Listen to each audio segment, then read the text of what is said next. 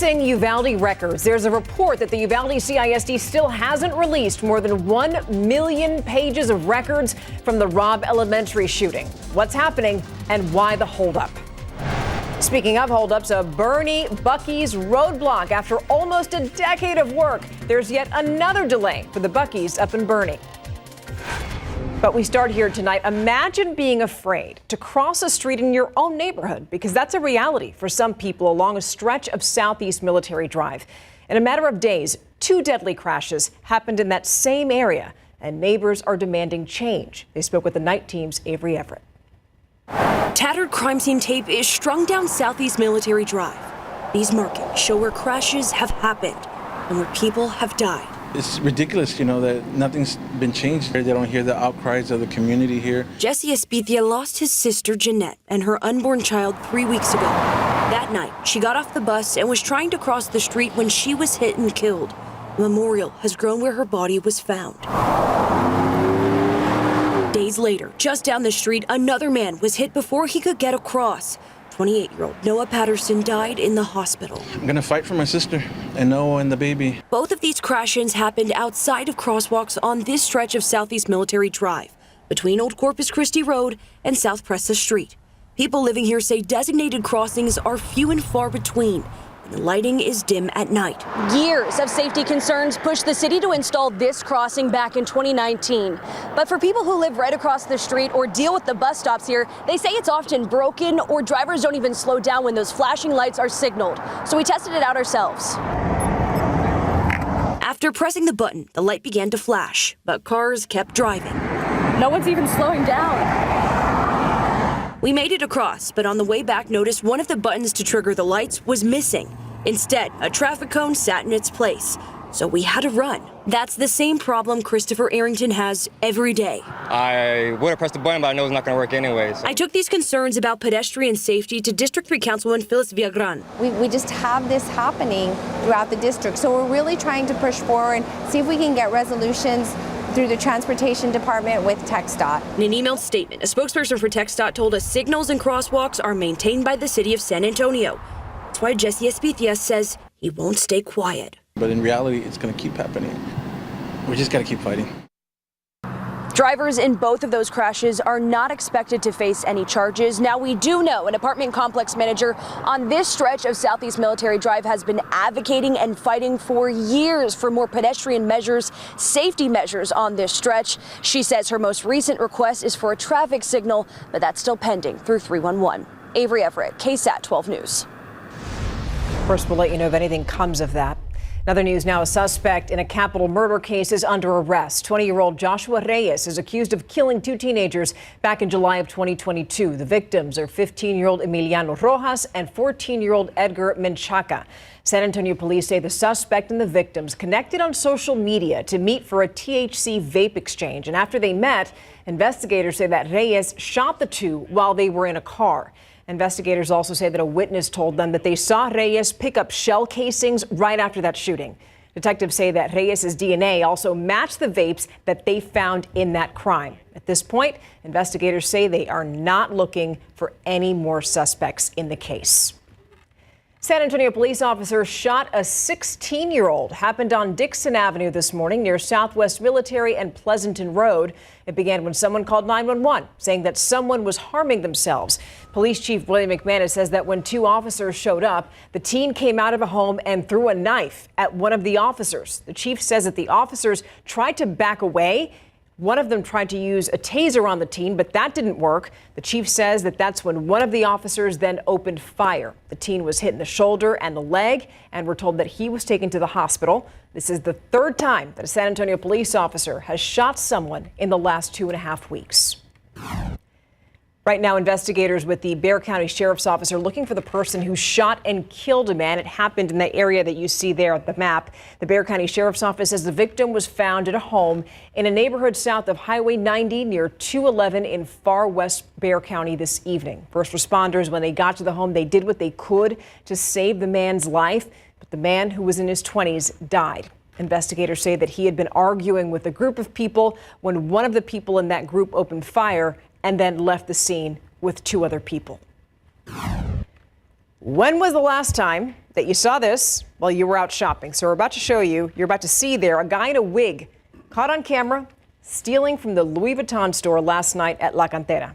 You see him there. That video has just gone viral on TikTok. You can see the thief cutting the security ties around the bags, then grabbing the bags and just like that, just walking out. San Antonio police say it happened around 8:35 p.m. last night, just before the store was closing. They haven't arrested anyone, and they don't know who that guy is. Switching gears now, many of us got rain over the weekend, so it's a really good time to check our water levels. Adam, how's the Edwards Aquifer? Well, luckily we got a 3-foot boost since Friday because of the weekend rain. And I know not everybody got good rain, as is often the case. It's not equal opportunity. But you look at Bexar County in general, where we have the recharge zone, and I outlined the recharge zone here. It's on the north side of Bexar County. That's where we had most of the rainfall, on the order of 2 inches or more of rain over the weekend, whereas on the south side it was a different story. We had under 1/4 inch in several neighborhoods. But remember, when we get the water over the recharge zone, everybody benefits from it. Now, coming up in a few minutes, we'll take a look at the drought monitor, how much rain fell on the drought-stricken areas, and a little update on the tropics as we approach the peak to the hurricane season in just a bit. Adam, thank you. In the last hour, a pledge of transparency that was made in Uvalde. Uvalde's CISD board says that its new legal team is going to work to release all the district's records from the Robb Elementary School shooting. And this is coming more than a month after a judge ordered that district to hand everything over. KSAT Investigates' Daniela Ibarra explains what we're still waiting to see. The board says they didn't need to vote tonight because they had already voted on releasing everything last month. They've asked their newly hired legal team to work on handing over what our attorneys estimate could be close to 1 million records. The board met with their new attorneys behind closed doors for more than 2 hours to talk about the records. KSAT 12 and other news agencies have spent the last 3 years in a court battle to see those records. We want to get a better understanding of what led up to and what happened on May 24th of 2022. Before tonight, the board voted to release records twice, but they didn't give us everything. Our attorneys say we're missing records about former Uvalde CISD Police Chief Pete Arredondo, emails and texts about classroom doors and locks, and more records about the shooter. Several board members say their other legal representation, Walls Gallegos, misled them. Tonight, 2 people directly affected by the shooting described the pain of the delay. This is exhausting. This is like never-ending lies, betrayal, and cover-ups. I don't know what you have to do to get the truth out of people, but if you want to move on in this town, we need the answers. The board didn't give a timeline as to when we would see those documents. They did say they're asking their legal team to work on handing those over quickly. In Uvalde, for KSAT Investigates, I'm Daniela Ibarra. Now to another school district, but this one is a lot closer to us here. Tonight, Edgewood ISD board members voted to censure one of their own for allegedly violating several district policies. This is coming just a few weeks after a woman was arrested at one of the district's board meetings for speaking over her time during public comment. Now, tonight's meeting, we want to clarify, has nothing to do with that. Tonight, the board had a special meeting to decide on sanctions against trustee Michael Valdez. He's accused of speaking publicly against the board, something that he denies. Just for speaking up, you call, and this board calls a special board meeting to censor me. It's just ridiculous how much money you're putting into this. I am going to continue to speak up for injustice. So here are the consequences for him. Valdez will no longer be able to run for board officer next year, and he's also required now to get more ethics training. James Hunter Schmidt founded the Kerr County Sheriff's Foundation, that agency's fundraising arm, weeks after pleading guilty to 2 felony charges. Records uncovered by KSAT Investigates raise questions about why it took so long for Schmidt to face significant justice despite repeated run-ins with the law over in Kerr County. What was your role with the Sheriff's Office Foundation? I don't have one at the moment, so. No, what was it? I don't have one. What was your role? I'm good, guys. I appreciate it. Thanks. Tomorrow on the Nightbeat, Sheriff Larry Letha weighs in, and Schmidt learns his fate after his latest felony conviction. A Buc-ee's 10 years in the making hits yet another roadblock. Coming up, we're going to tell you what the delays here are all about. As you join us, get your phones ready. Whip out your phones and scan that QR code because that's how you can get tickets for the second annual Texas Eats Food Festival.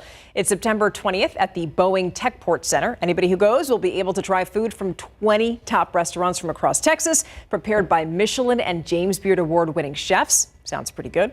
A portion of the proceeds will also benefit the Community Foundation of the Texas Hill Country, so your money goes to a great cause. Another holdup for a Buc-ee's development over in Boerne. This has been in the works for almost 10 years, and there have been several delays. And now, the Night Team's John Paul Barajas explains the current issue and also what else people are concerned about. I frankly feel like Buc-ee's has given us the middle finger tonight, and that doesn't sit well with me. That was the message from the Boerne Planning and Zoning Chair as no Buc-ee's representatives were in attendance during Monday night's zoning meeting. Buc-ee's is not just a gas station. It's a tourist destination. It's a shopping destination and a mega gas operation with 110 gas pumps. Buc-ee's development in Boerne off of I-10 and U.S. Business 87 is the center of concern for many who live there. A lot of people move to Boerne for the small town feel, the country feel, and to see the beautiful sky lit up with stars at night. I can get emotional talking to you about it. That will be gone forever. The iconic gas station and city of Boerne have had a partnership since 2016. Development and opening has been delayed for a number of issues. Now the holdup is a rezoning issue and a piece of land Buc-ee's wants for employee parking. That stems from its past zoning from 2020, which was never properly updated. However, a majority of residents' complaints stretch much further than just that. What we don't think of is the unsavory person who stops in, the car thief, the burglar, the pedophile. I'm requesting a concrete or block wall to separate Buc-ee's from the neighborhoods. Traffic, the gigantic unknown.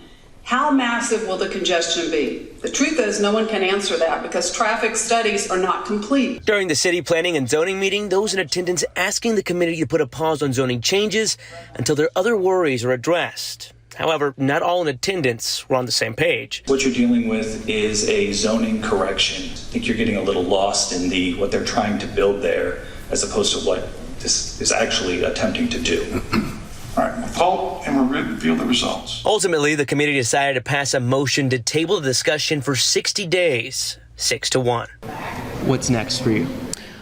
Continuing the research. You know, there's a lot of documents we requested from the city that we haven't received. John Paul Barajas, KSAT 12 News.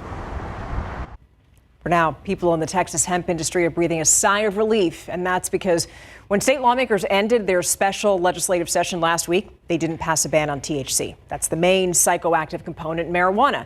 Some state leaders think that it should be regulated, kind of like the way we regulate alcohol, but others say that THC should be outright banned. That's what Lieutenant Governor Dan Patrick believes anyway. But before people in the hemp industry get a little too comfortable, listen to what Governor Greg Abbott recently said. THC, the hemp products that didn't get done, are you willing to wait till 27, or you can maybe thinking about a callback sometime around January? I would say stay tuned on that. Something may be happening soon. Maybe in 2027, that's when the next regular legislative session will take place. On September 1st, just last week, certain vapes, specifically nicotine ones disguised as school supplies made in China or any that contain cannabinoids, were banned. So that means that stores cannot sell THC vapes, but they can sell edibles or the stuff that you can roll up and smoke. Affordable housing in the heart of San Antonio.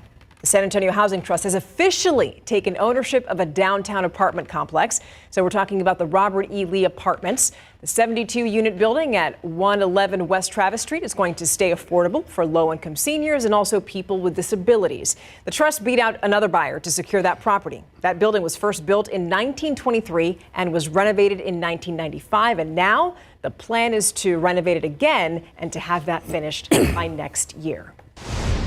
So I'm looking there, 78 degrees out there, Adam. All right, we've got another full work week ahead of us. Yes, and actually, you know, in parts of the Hill Country, we're already down into the 60s. Oh, I know. And I got really excited when I see that we're going to have lows like that. Yep, so tomorrow morning, a little more refreshing than what we're used to, where typically, you know, over the past several weeks and this time of year, we have those morning temperatures well into the 70s. I think we'll start tomorrow in the 60s. Now, let's get to our main headlines. We have the upper level heat high, the dry high in place. That's going to really stay in charge this week. And that's going to keep us dry, sunny, and a little above average. Average high is 92. We should be in the mid-90s for the majority of the week and through the weekend. The tropics, very quiet right now in the Atlantic Basin, despite the peak of hurricane season being just 2 days away. So let's get to our drought monitor. And this is updated every Thursday, and there should be some improvements. Of course, we'll bring it to you first thing, usually at GMSA at 9 a.m. on Thursdays. About that time, we get the update. But I'm going to outline the extreme drought here, the red area, basically, the worst drought in our area, which does include locations off to the west, including Brackettville and Del Rio. But then let's take a look at the rainfall totals on top of those drought-stricken areas. And as usual, like I said earlier in the newscast, rain is never equal opportunity. But parts of Medina County, which really missed out on a lot of the rain that we had back in July, actually had some decent accumulations of over 3 inches from Medina Lake Dam area westward all the way down to Hondo, about 3 inches. Even Divine, which is in the worst drought category, picked up around 2 inches, Divine, Natalia area. Now in Bexar County, it was a little different. Let's go right here, Leon Valley area, okay, 2.4 inches. And then we'll go to Lackland, 0.22. That's a difference of over 2 inches in just 7 miles. We always talk about how just a matter of miles makes a big difference, and that was the case, of course, in this rain event that we just had. Most of it was on the north side this go around, whereas last time, a little over a week ago, or about a week ago now, it was mostly in southeast Bexar County. All right, so here's a pattern. We have the upper level high, the big blue H, right here. This is just west of the Baja Peninsula, and it's going to be settling in. It's already influencing us, but it's going to move in. It's a big blocker, right? It's keeping any active weather away from us and basically deflects any disturbances like these counterclockwise swirls you see and keeps them away from us. So that's why we're going to be sunny, high and dry. So another good reason to have the good rainfall over the weekend is we're getting into an extended dry stretch for at least a week here. Now, there will be some showers, Panhandle, and one exception, Gulf Coast. We could get in on some shower activity along the Gulf Coast later on this work week.